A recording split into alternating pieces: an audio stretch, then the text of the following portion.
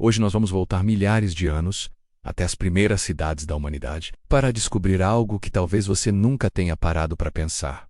O que, afinal, os sumérios bebiam quando queriam celebrar? Vamos entrar em tavernas antigas, caminhar pelos pátios dos templos, observar rituais sagrados e até espiar banquetes de reis que usavam a bebida como forma de honra, alegria e até poder. Você vai perceber que, por trás de cada gol, existia história, fé, técnica e muita criatividade. Se já ficou curioso, aproveita agora para curtir o vídeo, se inscrever no canal e ativar as notificações porque a gente vai começar essa viagem no tempo agora. Eles viviam onde hoje chamamos de sul do Iraque, entre os rios Tigre e Eufrates, numa terra que parecia um milagre, fértil, cheia de canais, ladeada por campos de cevada que balançavam sob o vento quente do deserto. Ali nasceram algumas das primeiras cidades do mundo, como Ur, Lagash, Uruk e Eridu. Eram centros pulsantes, marcados por templos monumentais, ruas estreitas, mercados barulhentos e uma vida cotidiana que já tinha mais complexidade do que imaginamos quando pensamos em civilizações tão antigas. Entre artesãos, agricultores, escribas, sacerdotes e comerciantes. A sociedade suméria se estruturava em torno da produção agrícola, da religião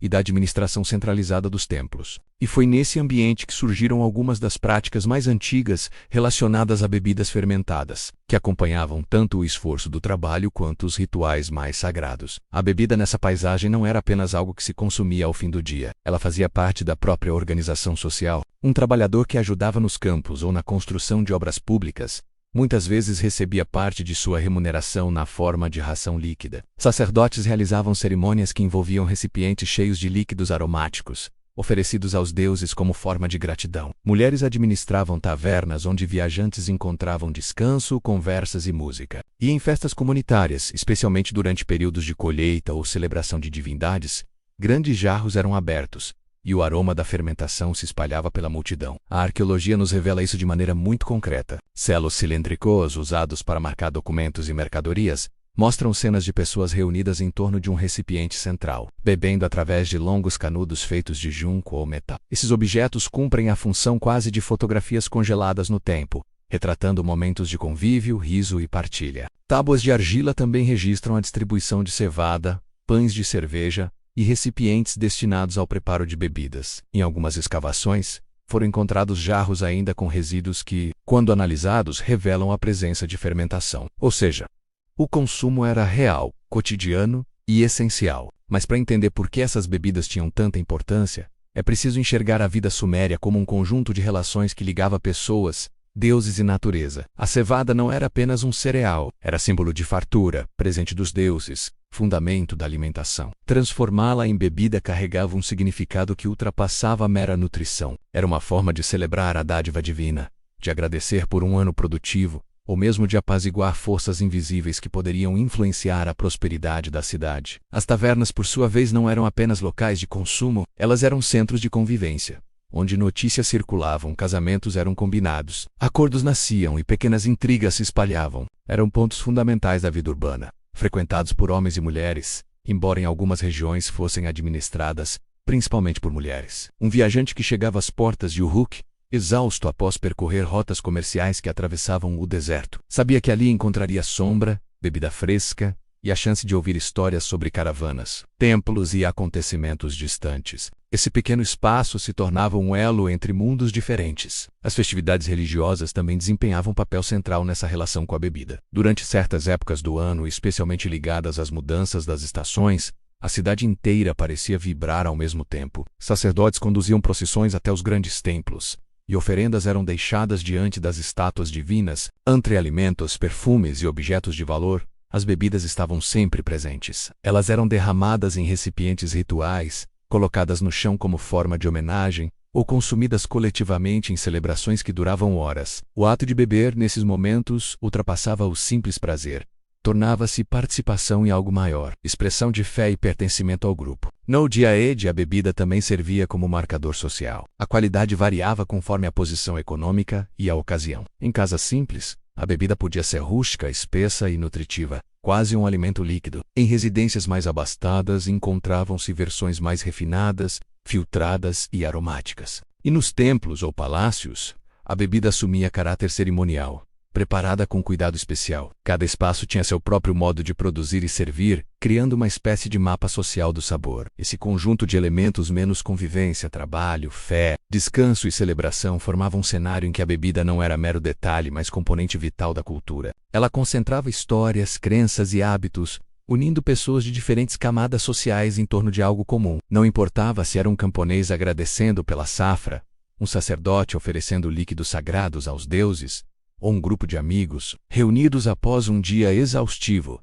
a bebida acompanhava e marcava esses momentos, ajudando a dar forma à identidade coletiva daquele povo que tanto contribuiu para o nascimento da civilização. Se olharmos com cuidado para esse mundo antigo, percebemos que a bebida não era apenas um produto agrícola, era uma ponte entre a terra e o divino, entre o esforço e a recompensa, entre o cotidiano e a celebração. E é nesse contexto que se entende por que beber tinha tanto significado para os sumérios, não apenas como parte da vida, mas como parte da própria experiência humana. Entre todas as bebidas que atravessaram a vida suméria, nenhuma ocupou lugar tão central quanto a cerveja. Para eles não era apenas uma mistura fermentada, era uma expressão de técnica, de identidade cultural e de ligação espiritual com forças superiores. A cevada abundante nas margens irrigadas dos rios era o coração desse mundo líquido, e ao longo dos séculos os sumérios desenvolveram métodos engenhosos para transformar aquele grão humilde em uma bebida nutritiva, aromática e, acima de tudo, significativa. O ingrediente-chave desse processo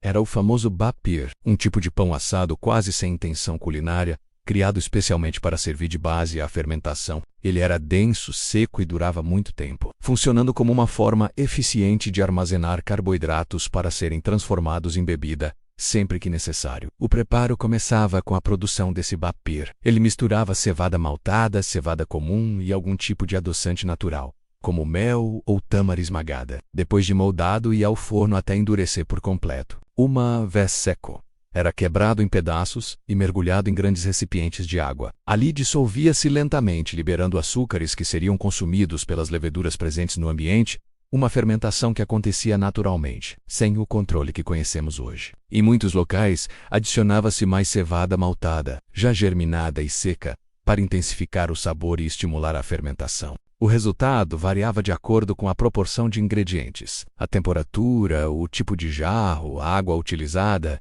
e até a época do ano. Era um saber transmitido de geração em geração. Os utensílios desempenhavam um papel decisivo. Grandes jarras de cerâmica, pôroses e rabustos eram usadas tanto para fermentar quanto para armazenar a bebida pronta. Algumas tinham inscrições indicando o conteúdo, a qualidade ou o local de origem. Em oficinas especializadas, trabalhadores esmagavam o pão, mediam os grãos, adicionavam água em quantidade calculada e depois esperavam o tempo necessário para que a fermentação fizesse sua magia. Em determinadas situações, a bebida era filtrada, mas muitas vezes permanecia espessa, com pequenos pedaços de cereal que davam textura. Para beber, usavam canudos longos, o que ajudava a evitar que resíduos sólidos chegassem à boca. Esses canudos eram feitos de junco, mas, em contextos mais nobres, podiam ser decorados com metal ou possuir detalhes trabalhados.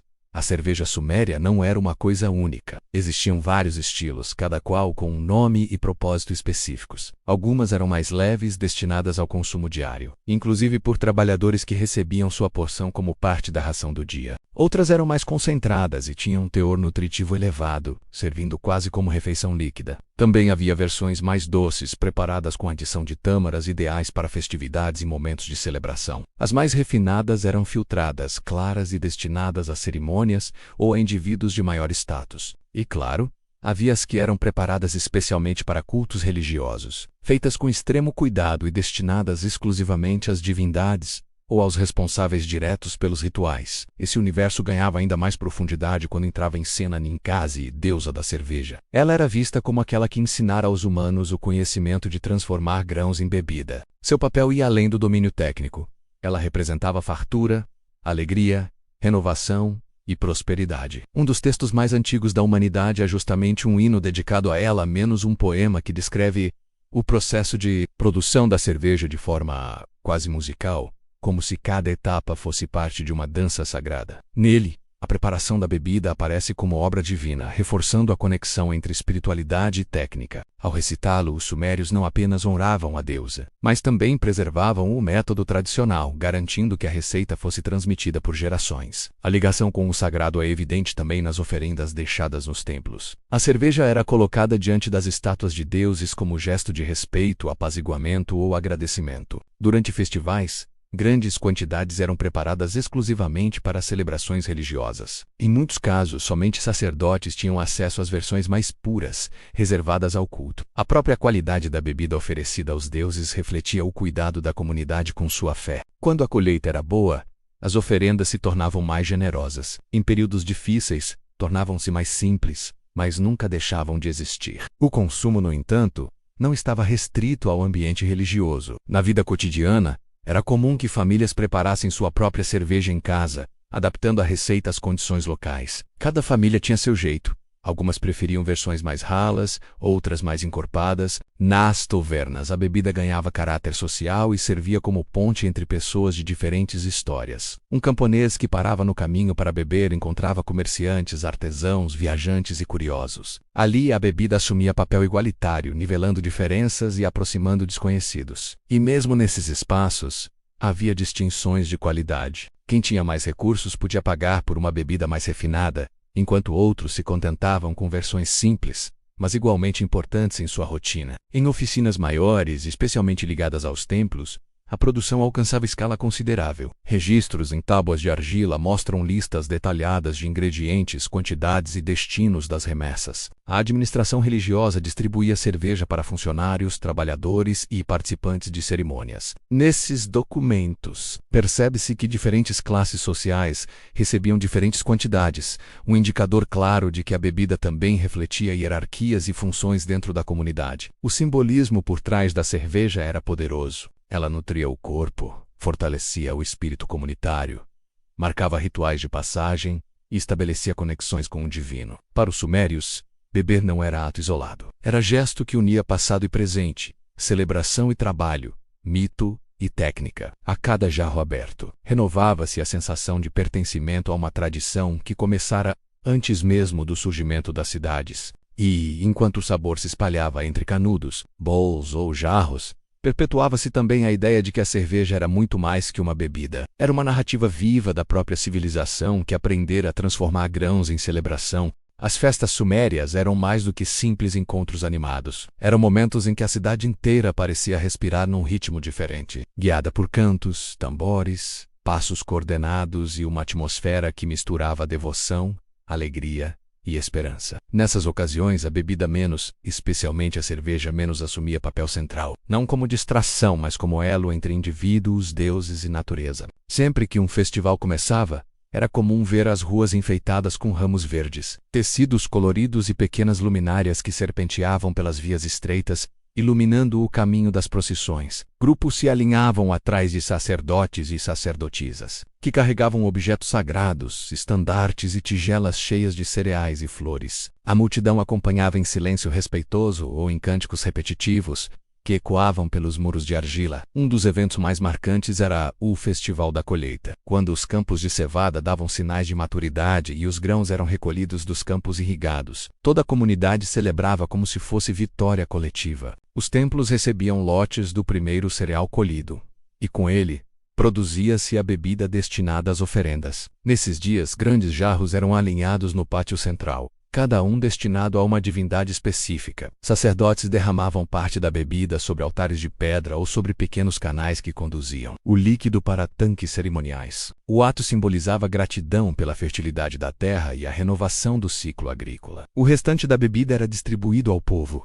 que se reunia para celebrar ao som de liras, tambores e flautas feitas de osso. Havia ainda festas dedicadas a divindades da fertilidade, que tinham papel fundamental na mentalidade suméria. Nessas cerimônias, acreditava-se que a união simbólica entre deuses e humanidade renovava as forças da terra e assegurava a abundância. A bebida cumpria função essencial, pois representava a própria essência da vida, fruto do grão que germina, cresce, transforma-se e alimenta. Durante esses rituais, o consumo era feito de maneira solene. Não se bebia para escapar da realidade, mas para participar dela de forma mais profunda. Cada gole era uma lembrança do esforço coletivo, da generosidade da natureza e da presença constante das divindades no cotidiano. As procissões eram outro marco importante dessas festas. Elas percorriam as principais ruas da cidade até o grande templo central, o zigurat, cuja base larga e degraus monumentais pareciam tocar o céu. Nessas caminhadas, homens e mulheres carregavam jarros, tigelas e cestos com itens oferecidos aos deuses. A cerveja ocupava lugar privilegiado, nunca ausente entre os tributos. Em alguns momentos, grupos paravam em pontos específicos para entoar hinos,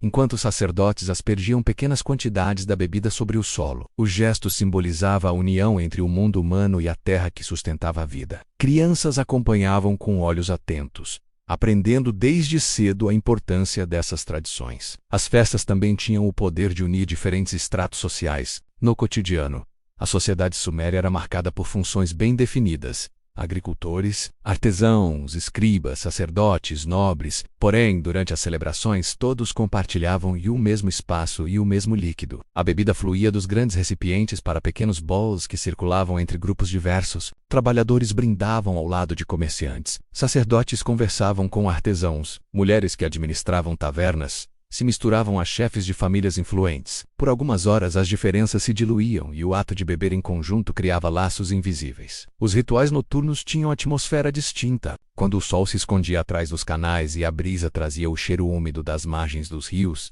luminárias eram acesas nos terraços dos templos. Ali grupos menores participavam de cerimônias mais introspectivas, nas quais a bebida era consumida lentamente, quase como meditação. Ela simbolizava a renovação interior e reconexão com aquilo que cada indivíduo considerava sagrado. Os sacerdotes recitavam versos que ecoavam na escuridão, enquanto o líquido dourado refletia a luz das chamas. Era nesses momentos que o ato de beber se tornava quase transcendental, lembrando a todos que a vida era a trama entre o visível e o invisível. Os festivais de Ano Novo também ocupavam posição importante no calendário. Nesses dias, acreditava-se que o destino da cidade para o próximo ciclo era decidido pelos deuses. Por isso as oferendas eram grandiosas e a participação popular intensa. A bebida fluía com generosidade, mas sempre de forma ritualizada. Em muitas cidades acreditava-se que a ingestão da bebida durante o festival renovava a energia vital, permitindo que a alma entrasse fortalecida no novo ano. Jarros eram abertos com solenidade, e cada pessoa recebia sua porção com palavras de bênção. O clima era de esperança,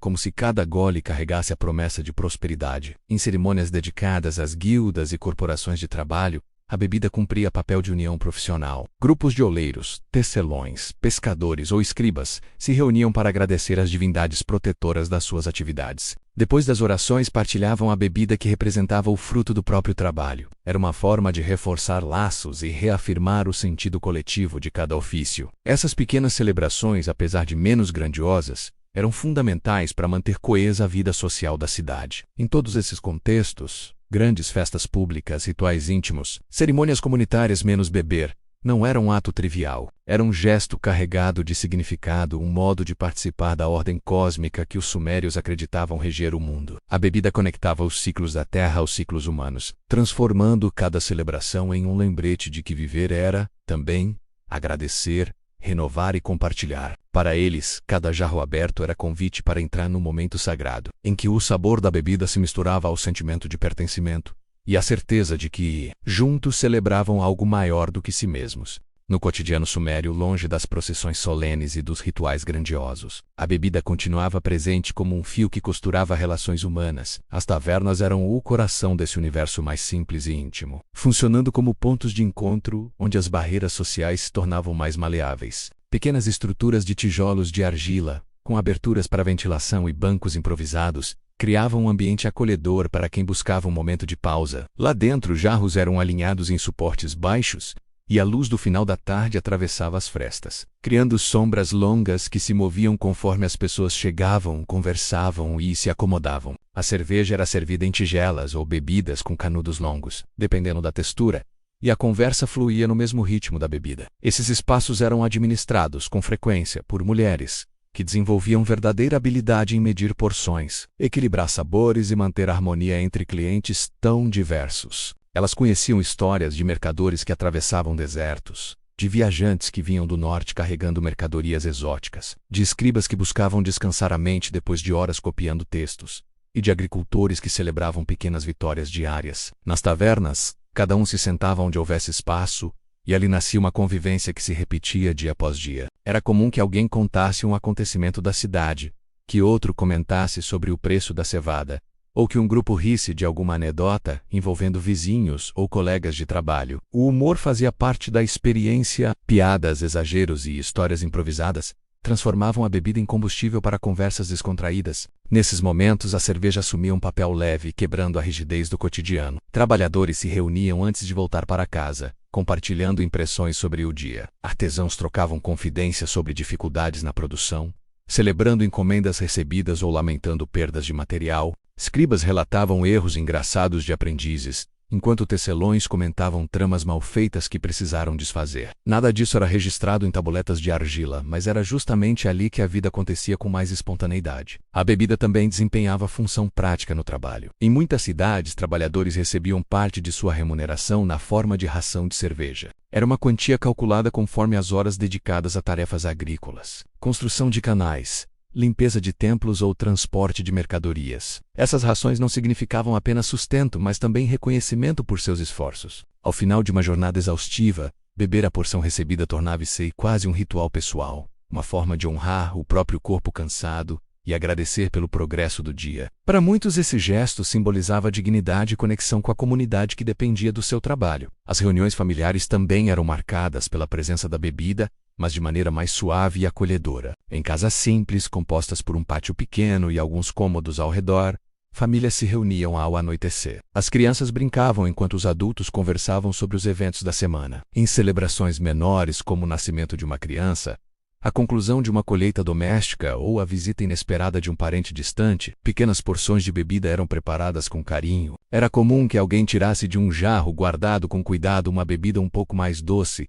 reservada justamente para momentos especiais. Esses encontros criavam laços profundos, reforçando a sensação de pertencimento. Nos mercados, a bebida também fazia parte da dinâmica, mesmo que de modo indireto. Comerciantes fechavam acordos que só eram considerados válidos depois de um brinde. Às vezes, dois homens negociavam o preço de um lote de grãos, e quando chegavam a um consenso, levantavam tigelas e selavam o pacto com um gole. Essa prática não era apenas simbólica, representava confiança mútua. A bebida marcava o fim de um debate e sua presença lembrava que um acordo justo deveria beneficiar ambos. Até mesmo disputas menores entre vizinhos podiam terminar com um brinde, como sinal de reconciliação. Havia ainda pequenas celebrações ligadas à vida comunitária, a construção de uma nova casa, o início de uma obra coletiva, o retorno de alguém que estivera viajando ou a conclusão bem-sucedida de um projeto artesanal. Nessas ocasiões, as pessoas se reuniam de forma espontânea, cada uma trazendo algo simples, um alimento, uma fruta, um pedaço de pão. A bebida, preparada em pequenas quantidades, circulava de mão em mão,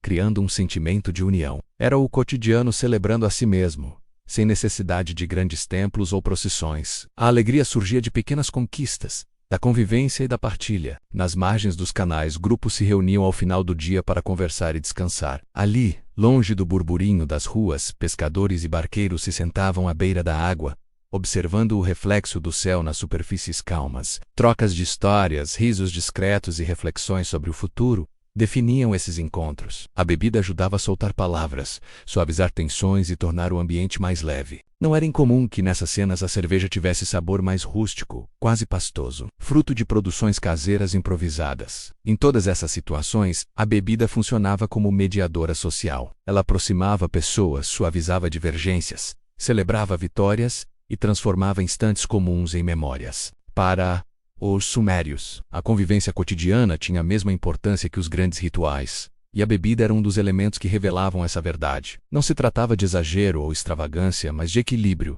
Beber era descanso, conversa, alegria compartilhada. Um lembrete de que a vida, mesmo com suas dificuldades, podia ser celebrada nos momentos mais simples. No mundo sumério, onde templos governavam a economia e a administração dependia da habilidade de registrar tudo em argila, a bebida também assumia um papel que ia muito além do prazer e da socialização. Ela tornava-se ferramenta política, instrumento de organização do trabalho, símbolo de poder e marcador de hierarquia. Em cada cidade-estado, os templos funcionavam como centros econômicos, administrando terra, produção, estocagem e distribuição. Dentro desse sistema, a cerveja ocupava posição altamente estratégica. Não era apenas consumida, Era medida, registrada, contabilizada, enviada, redistribuída, regulamentada, e em muitos casos era literalmente usada como moeda. As tábuas de argila revelam listas intermináveis de pessoas que recebiam sua ração diária de cerveja. Trabalhadores braçais, pescadores, porteiros dos templos, artesãos especializados, escribas, serventes e até mensageiros. Todos tinham uma quantidade pré-estabelecida, calculada de acordo com a função, o esforço físico e o status. Havia uma precisão quase obsessiva. Os registros mencionam porções maiores para atividades mais árduas e rações distintas para mulheres e crianças. Isso cria um retrato vivo da economia suméria. Uma sociedade em que a bebida era tão essencial quanto o pão, e seu fornecimento mostrava quem ocupava qual posição na engrenagem social. Os templos exerciam um controle quase absoluto sobre a produção. Apesar de famílias e tavernas produzirem suas próprias versões caseiras, a maior parte da cerveja distribuída oficialmente vinha dos complexos templários, que contavam com enormes pátios, depósitos de grãos, oficinas e trabalhadores especializados. Essa produção centralizada permitia às elites religiosas monitorar a qualidade, armazenar grandes quantidades e decidir quando e para quem a bebida seria enviada. Quando uma grande obra pública começava menos, seja a construção de um canal, a reparação de muros ou o levantamento de parte de um zigurate, enormes lotes de cerveja eram destinados a abastecer os trabalhadores, o que, para o povo, era sustento. Para a casta governante, era forma de garantir lealdade e produtividade. Do outro lado da sociedade, as elites usavam a bebida para demonstrar prestígio. Em palácios e residências luxuosas, banquetes eram organizados com frequência, e a cerveja de melhor qualidade era oferecida com orgulho. Esses encontros não tinham apenas função recreativa. Eram ambientes em que alianças políticas eram discutidas, acordos territoriais selados, casamentos estratégicos combinados e homenagens prestadas a figuras influentes. A presença de bebidas refinadas funcionava quase como decoração, um sinal visível de riqueza. Jarros ornamentados, canudos de metal precioso e recipientes com inscrições reforçavam a sensação de grandeza. Participar de um banquete assim era privilégio, e ser servido com o líquido mais puro representava honra. A diplomacia entre cidades e Estado também envolvia a bebida. Quando mensageiros viajavam entre Laga, Dnieper e outras regiões, traziam consigo não apenas cartas, mas presentes. Entre eles, jarros de cerveja especial, feita com ingredientes selecionados. Oferecer essa bebida a outro governante era gesto simbólico de respeito, reconhecimento e desejo de cooperação. Em algumas situações, essas trocas ajudavam a evitar conflitos, pois um presente bem escolhido podia suavizar tensões. A bebida tornava-se ponte diplomática, veículo de cordialidade e promessa de entendimentos futuros. Em períodos de prosperidade, as elites faziam questão de exibir sua capacidade de distribuir bebida em grande escala. Festas públicas patrocinadas por governantes serviam para reforçar sua imagem de generosidade. Ao disponibilizar grandes quantidades de cerveja para o povo, líderes mostravam que tinham domínio sobre os recursos da cidade. Esse gesto fortalecia a ideia de estabilidade e abundância sob sua administração. Era uma forma de propaganda sutil e eficiente. Quanto mais abundância, maior a confiança na liderança. Quanto mais refinada a bebida oferecida, mais luxuosa parecia a vida sob aquele governo. O controle sobre a produção também tinha caráter político. Quem administrava os grãos controlava a bebida. Quem controlava a bebida influenciava o humor do povo, a produtividade dos trabalhadores e a reputação de uma cidade. Em momentos de escassez, líderes precisavam ser cautelosos. Reduzir as rações poderia desencadear tensão. Por isso, a cerveja funcionava como indicador de estabilidade econômica. Quando os jarros continuavam cheios, mesmo em tempos difíceis, significava que a gestão estava sob controle. Quando começavam a rarear, rumores se espalhavam rapidamente. Além disso, o armazenamento da bebida requeria estrutura. Templos possuíam depósitos projetados para manter jarros protegidos do calor excessivo e organizados por categorias. Nesses depósitos, trabalhadores especializados catalogavam cada lote, registrando volume, qualidade, destino e data. Nada era improvisado. A economia suméria era profundamente burocratizada, e a cerveja atravessava toda essa rede administrativa. Até mesmo os impostos, em certas circunstâncias, podiam ser pagos com grãos destinados à produção de bebidas. Assim, cada colheita fortalecia não só a alimentação da população, mas também o sistema político. Nos banquets, a bebida assumia significado ainda mais complexo. Quando líderes se reuniam para discutir territórios ou lidar com tensões internas, a cerveja atuava como elemento facilitador. A partilha do líquido criava ambiente descontraído, diminuía resistências e criava a sensação de familiaridade. As decisões anunciadas após esses encontros carregavam a marca invisível da bebida que acompanhara as conversas. Um lembrete de que, para os sumérios, política também era a arte de aproximar pessoas. Em última instância, a bebida refletia status. O tipo de cerveja que uma pessoa consumia dizia muito sobre sua posição. Trabalhadores bebiam versões espessas, nutritivas e simples. Elites bebiam preparações filtradas, mais claras e suaves. Sacerdotes tinham acesso às bebidas sagradas destinadas aos templos. Diplomatas transportavam versões raríssimas, e governantes ostentavam recipientes luxuosos, que não deixavam dúvidas sobre seu prestígio. Assim, a bebida que fluía pelas tavernas, templos e palácios não era apenas símbolo de convivência. Era também instrumento de poder, expressão da ordem social e peça fundamental na engrenagem política que sustentava as cidades sumérias. Quando o sol começa a desaparecer atrás das muralhas de tijolos secos e as sombras das casas estreitas se alongam pelas ruas de Ur-Legash ou Niper, a Suméria mergulha lentamente em um silêncio profundo. A poeira dourada do dia se assenta, o calor se desfaz e o som distante dos mercados adormece. É nesse instante, quando o céu assume tons avermelhados e as primeiras estrelas se acendem acima da planície mesopotâmica, que a história da bebida, menos tão cotidiana quanto sagrada, menos encontra seu eco final. Um eco que não pertence apenas ao passado, mas continua ressoando até nós, nas portas das tavernas que até há pouco fervilhavam de risadas, conversas e trocas rápidas. Resta apenas o brilho fraco das lamparinas. Jarros vazios repousam sobre mesas de madeira gasta, como testemunhas silenciosas dos encontros que ali aconteceram. Foram nesses espaços comuns que trabalhadores exaustos encontraram descanso, que famílias celebraram pequenas vitórias,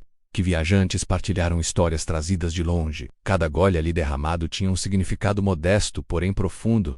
Reconectar-se com o humano, renovar forças, sentir-se parte do tecido vivo da cidade. Nos templos, a noite cai diferente. Um silêncio reverente substitui a atividade incessante do dia. Nas salas internas, onde sacerdotes registraram distribuições e contaram jarros com paciência ritual, permanece o aroma suave do malte. Ali a bebida assumiu o papel de oferenda, instrumento de harmonia entre deuses e homens. Não era apenas parte das obrigações religiosas, era um elemento que simbolizava continuidade, fertilidade, gratidão. Cerveja derramada diante das estátuas de pedra, acompanhada de cânticos repetidos por gerações, fazia parte da tentativa humana de dialogar com o eterno. Em algum ponto entre esses dois mundos, o cotidiano e o sagrado, menos corre o verdadeiro espírito da bebida suméria. Ela existia na vida comum, mas também nas esferas do poder. Nutria corpos, mas também selava acordos, aproximava trabalhadores, mas também servia reis. Atravessava todas as camadas sociais,